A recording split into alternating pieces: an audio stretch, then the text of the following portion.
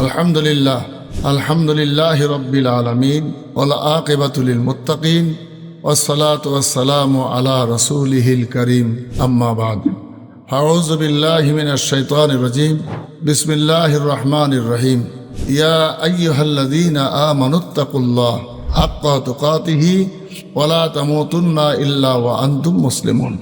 আল্লাহ তাআলা তার পবিত্র পাক কালাম নিয়ামতে উজমা কালামে বলেছেন, বান্দা তোমরা প্রকৃত আমার হক আদায় করো, আল্লাহকে ভয় করলে ভয় করার মতো করো।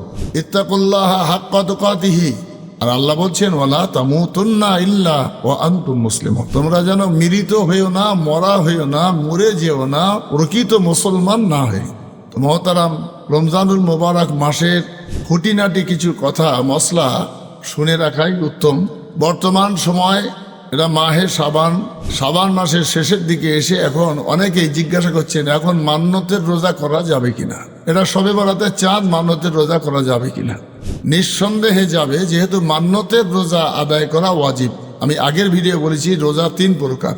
ফরজ রোজা তো রমজানুল মোবারক মাসে, মান্যতের রোজা আদায় করা ওয়াজিব। তাই যারা মান্যত করে রেখেছেন তাদের সুস্থ শরীরে এই সাবান মাসেই তাদের সেই মান্যতের ওয়াজিব রোজা আদায় করে দেওয়া উচিত, যেহেতু তাদের ঘাড়ে এই বোঝা থাকলে সামনে ফরজ রোজা এসে যাচ্ছে, করতে হবে তাকে। তাই ওয়াজিবটা আদায় করা উচিত। রমজান মাস যেহেতু শুরু করা হয় তখন অনেকেই ভুলবশত সকালে উঠে কিছু খেয়ে ফেলে, অনেকেই ভুলবশত ব্রাশ নিয়ে মেজে ফেলে। তো দাঁত মাজা, ব্রাশ দিয়ে, কলগেট দিয়ে, এটা তো রোজার সময় নিষেধ, কঠোরতম নিষেধ। তারপরেও যেহেতু 11 মাস তার অভ্যস্ত, তাই সে প্রথম দিনেই সে কাজটা করে ফেলল। এখন ব্রাশ দিয়ে বা কলগেট দিয়ে যদি সে দাঁত মেজে ফেলে, ভুলবশত যদি কিছু খেয়েও ফেলে, আর তারপরে যদি তার মনে হয় এই রমজান মাস, তাহলে সে ব্রাশ বা কলগেটটা ফেলুক, কুলিটা ভালো করে করুক। সে খাদ্যটা বন্ধ করে দিক খাওয়া, কুলি করে নিক। আল্লাহ তাআলা তার এই ভুলবশত খেয়ে ফেলা, ভুলবশত ব্রাশ বা কলগেট ব্যবহার করায় রোজার কোনো ক্ষতি হবে না। তবে স্মরণ হয়ে যাওয়ার পর সে যদি নতুন করে খায়, এক লোকমা একটা দানাও যদি গালে দেয়, তাহলে কিন্তু তার রোজা নষ্ট হয়ে যাবে। ঠিক তদ্রূপভাবে রমজানুল মোবারক মাসে গাফেলতি করে, অলসতা করে যারা এই তারাবি নামাজগুলো ইচ্ছাকৃতভাবে ছাড়বে, তাদের রোজার ভিতরে দুর্বলতা আসবে, রোজা কমজোর হয়ে যাবে। আপনি আর আমি জানি যে রমজান মাসে রোজা করা ফরজ। তারাবি নামাজ, এশার নামাজ পড়া তো ফরজ, তার সঙ্গে তারাবি নামাজ পড়া সুন্নাত। তাই রসুল আকরাম সাল্লাল্লাহু আলাইহি সাল্লামের সুপারিশি যদি কেউ চায়, তাহলে আল্লাহর ফরজ আদায় করবে রমজান মাসের রোজা এবং এশার নামাজ। তাহলে রসুল্লাহর সুন্নত ছেড়ে দিয়ে কেউ যদি আশা করে ময়দানে মাহাশারে রসুল আকরাম সাল্লাল্লাহু আলাইহি সাল্লাম যেদিনে ওকালতি করবেন আর আমার জন্য ওকালতি করবেন, এটা আশা করা তার ভ্রান্ত ভাবনা। শুধু আমি তারাবি নামাজের কথা বলছি না, যে কোনো সুন্নাত কেউ যদি তুচ্ছ ভেবে, গাফেলতি করে, অলসতা করে, হালকা ভেবে ছেড়ে দেয়, তাহলে সে কঠিন গুনাহগার হবে।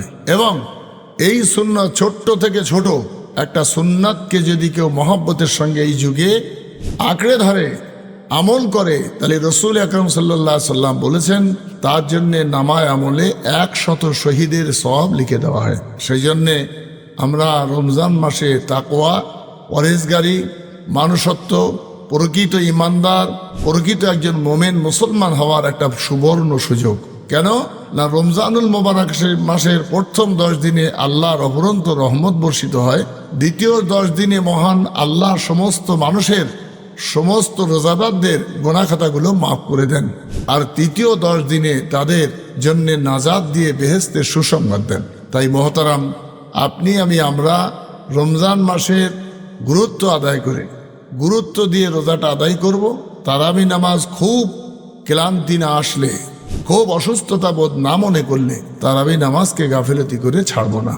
সেই জন্যে মশলাগতভাবে বলে রাখাই ভালো, তারাবি নামাজ একটু দ্রুত গতিতে যখন হয়, তখন সাধারণ নামাজিদেরকে, রোজাদারদেরকে জানতে হবে যে নামাজে যদি দুআয়ে মাসুরা আপনার পড়া নাও হয়, আত্তাহিয়াতু এবং দরুদ শরীফের পরেই দেখা যাচ্ছে ইমাম সাহেব সালাম ফিরে দিয়েছেন, আপনি সালাম ফিরে দিলেন, আপনার নামাজের কোনো ক্ষতি হবে না, যেহেতু দুআয়ে মাসুরা পড়া নফল মুস্তাহাব।